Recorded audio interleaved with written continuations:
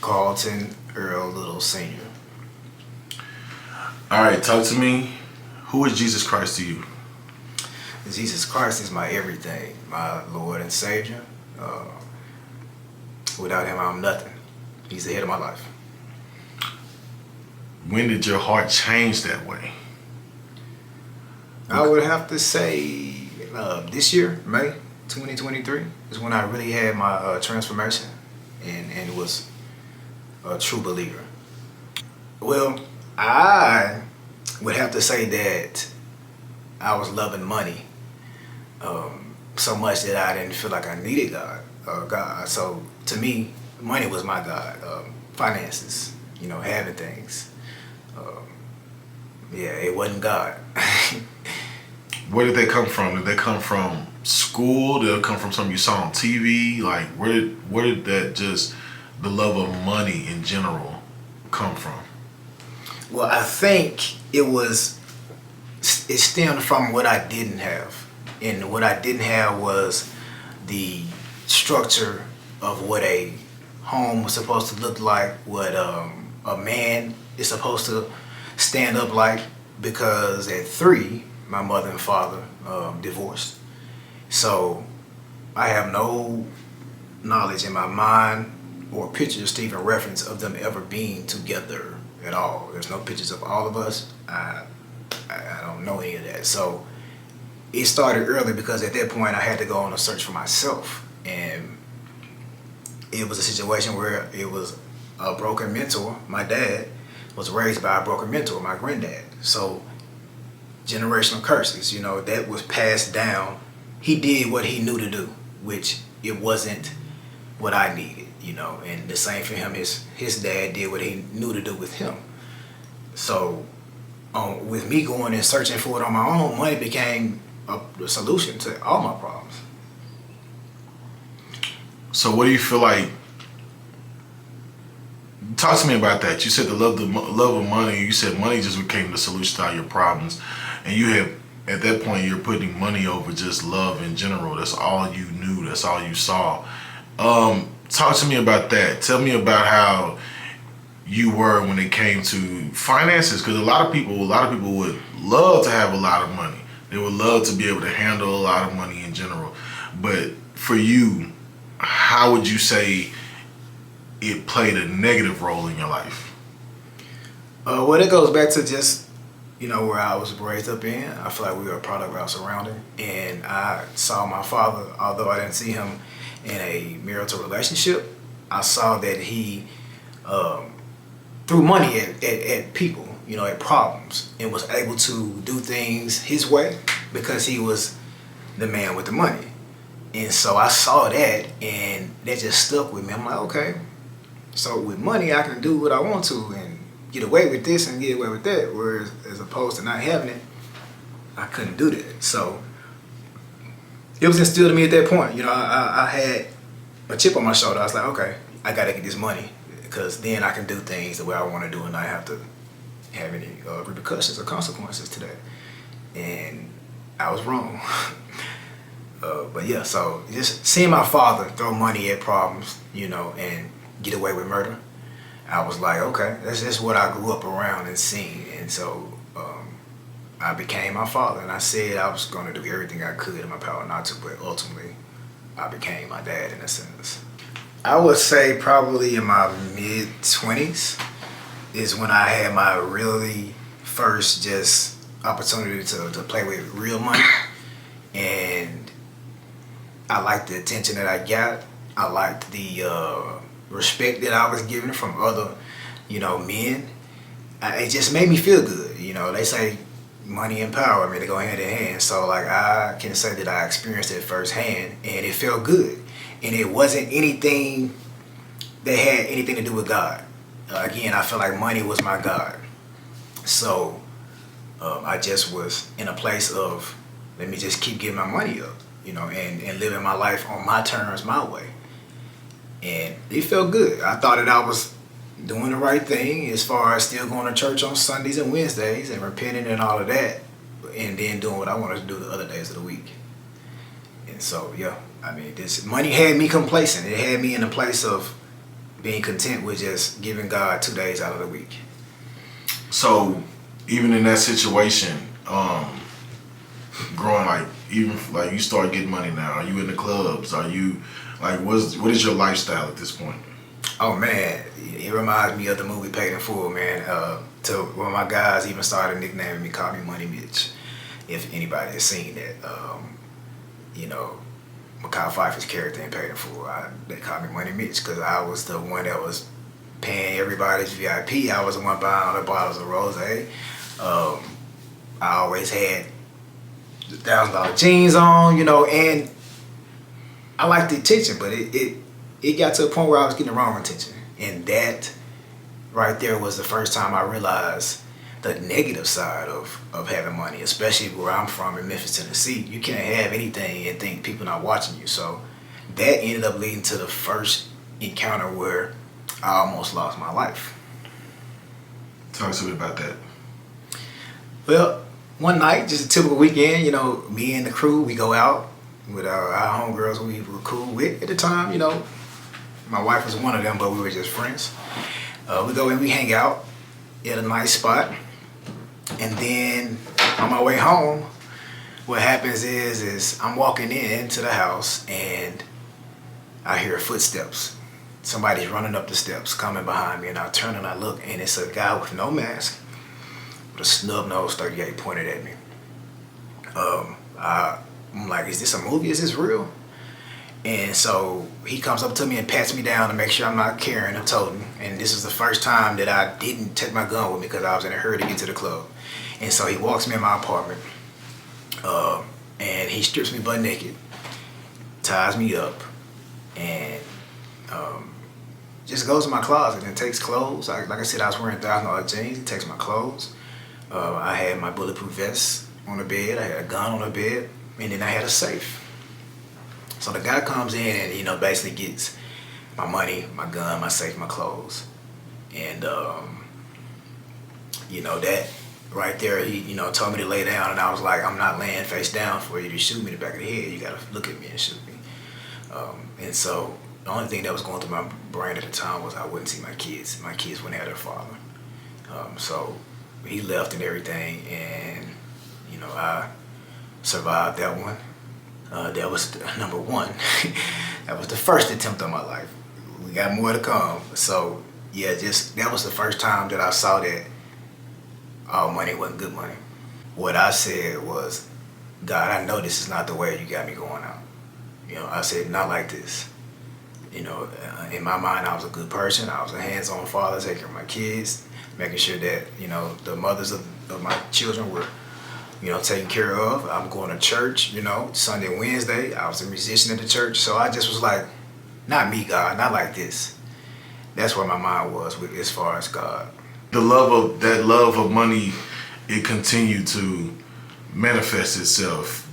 Tell me what was going on there where you still continued the same lifestyle even after that? Well, I mean, listen, money is a drug, you know, and it's addictive. It's powerful. It's compelling, and to be able to say that I can make in 2 days what people make in a month, you know, I wasn't ready to let that go, even though it almost cost me my life. So, you know, I chilled for a little hot second, but then I got right back to it. You know, I was back trying to be all in the spotlight and flashing money and everything, and just because you have to look at where I came from. I grew up in Orange Mound. That's the first historically black neighborhood in the United States, built by blacks for blacks. I grew up in Orange Mound, and so you come from having nothing to all of a sudden you seeing $20,000 or $30,000 in a week. I was hooked, even with almost, you know, losing my life behind having money. I wasn't willing to let it go. I just looked at it as a one-time setback that would never happen again, and I was wrong. Talk to me about that. So me and one of my best friend at the time, we decided we were gonna move to Atlanta because I also was producing music, and so, you know, we were gonna go out there and try to check out the music scene. And so Memphis to Atlanta is about a 4 or 5 hour drive. And so I I drive from Memphis to Atlanta, not knowing the whole time that I'm being followed. And the way I know that is because there was a gas station that I pulled into, and I noticed a vehicle that later on I noticed, and was like, that's the same car. So I get to my new apartment in Atlanta, and I'm pulling in the garage, and there's a security guard that's at his post, and my passcode doesn't work for me to get in the security gate. So I roll my window down to say, hey, my code ain't working, and all of a sudden he does this. And so before I can even process what's going on, my door is opened, and I've got a gun in my face, and he forces me to the back seat of my car, and then I can see that there's a guy with a gun on a security guard. And so they jump in my car. I'm in the back seat of my car with a gun in my head, and they drive me around Atlanta. And I just thank God, because he gave me a calming spirit where I wasn't fidgety, I wasn't nervous, because this guy had his hand on the trigger and his hand was shaking. So I'm like, any wrong movement, it's over with. And so we drove around Atlanta for about an hour, and they were threatening to shoot me, wanted to shoot me. I knew that probably was going to be my last day on earth, because they took me to an abandoned field in the middle of nowhere, got me out of the car. And at this point, I'm like, all right, if it's going to come down to this, you got to figure out when and where you're going to fight for your life. They went off to the side and discussed whatever they discussed with each other, and I knew then that I needed God more than ever in my life. And I just, again, was in a place of saying, I like this God, not this way. I know you got plans for me, and this is not it. After talking for about 3 or 4 minutes, they came back, decided to put me in a car.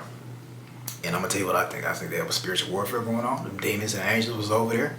And the angels was like, not this one. We got plans for him. So whatever y'all trying to do, abort mission. And so they took me to an abandoned 2-way street, stripped me butt naked, made me get out the car, and took my car and left me there. So that was number 2. Second time where just having all this money and having this flashy life almost cost me my life. So you said you think it was spiritual warfare going on over there. These conversations that would literally could have been having that we couldn't see, but they actually were happening. What makes you think these people were they weren't just trying to scare you? If they were just solely trying to scare me, they had already got that when they pulled up at the parking garage in my new apartment.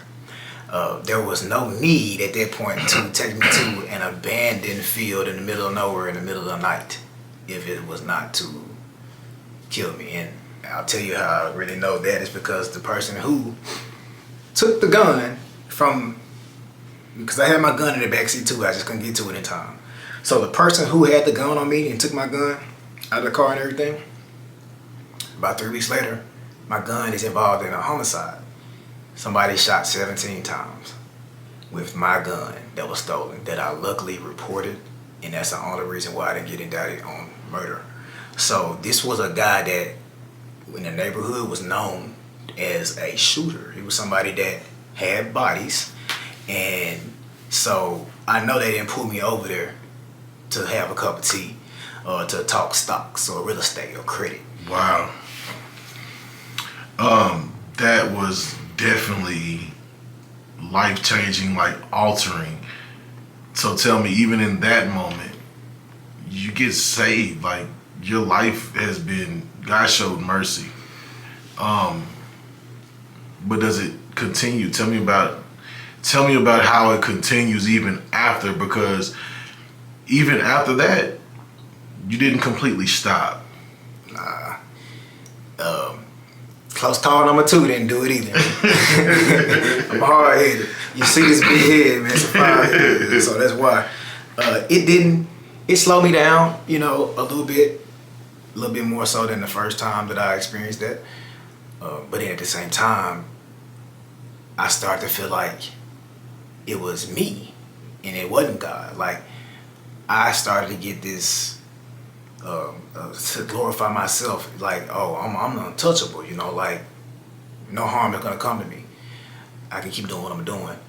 And so I lost focus on what had actually happened, and what it was God took something that the devil meant for my bad and turned it into something good. You know, he spared my life for a reason, and in doing that, I still was like, it had nothing to do with God. Just I got tired of having to look over my shoulder. You know, even when I moved, of having to look over my shoulder and like wonder if somebody was watching me, if it was going to happen again, and if the third time's going to be the charm. So that right there made me basically examine myself, and I'm like, all right, you got to start moving different, because these are two close calls. You know, third time might not go your way. So what do you need to do to ensure that you're not in this type of predicament anymore? So I had to change the way that I was doing things. I had to leave certain things alone that I was raised up in and that I used as a way to just have that feeling of being powerful and being in control of my life. I had to just let a lot go. Just let a lot go and try to be a regular person. And how has money affected your marriage? Well, it allowed me to still do things that I thought I could and get away with it, because I, like my father, through money had problems. You know, if I did something that wasn't acceptable or pleasing to my wife, she got gifted, you know. I mean, gifted, you know, jewelry, whatever it was, you know, like I made sure that I took care of her so that she wouldn't be in that place of still being angry and upset, you know, because they said diamonds are a girl's best friend, so it's hard to be like in that place of conflict, and I got you these diamond earrings or this necklace or this bracelet or this watch, you know, or you got this new Louis Vuitton bag that nobody has. So I use money as a way to keep her in a place of being complacent, you know, and content with me giving her less than 100%. Oh, I had got to a place where I felt like something was missing. You know, they say, go back to what you originally fell in love with. And it became clear to me that the money was just a facade. You know, I used that to mask, you know, trauma, when the issue was that I never saw love to know what I wanted in love and receiving love, when the whole time it was right in front of my face. So I wasn't happy. Like, again, the money wasn't enough anymore. It wasn't fulfilling anymore. It wasn't doing it for me. Something was missing. And I got to a place where I was dealing with, you know, my son's mother not, you know, allowing me to see him. You know, they were leaving, and a lot of things happened. A lot of things came out that I was doing when I was disobeying God. And so basically I got to a point where I just didn't want to live anymore, because I was hurting people that I loved and cared for. And the devil got in my mind and had me convinced that the only way to stop hurting people was to take myself away from having access to hurt them. So in 2020, I swallowed a bottle of Tylenol and downed a fifth of Hennessy, trying to check out. And because, like a coward, instead of me trying to fix what was broken, I tried to run away from it altogether, and not even thinking about how that would hurt the people that love me. Man, you've been delivered from a few things. So you've been delivered from the love of money, from the spirit of suicide, even the spirit of lust. I think those are three of the most dangerous demons you can deal with, because they play such a pivotal part in your life.